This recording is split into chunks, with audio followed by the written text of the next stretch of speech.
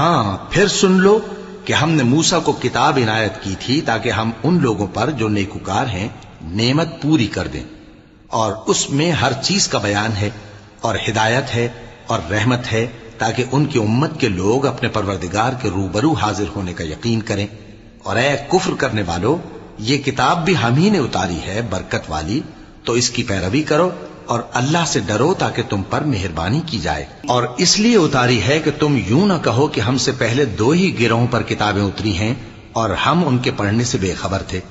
یا یہ نہ کہو کہ اگر ہم پر بھی کتاب نازل ہوتی تو ہم ان لوگوں کی نسبت کہیں سیدھے رستے پر ہوتے۔ سو اب تو تمہارے پاس تمہارے پروردگار کی طرف سے دلیل اور ہدایت اور رحمت آ گئی ہے،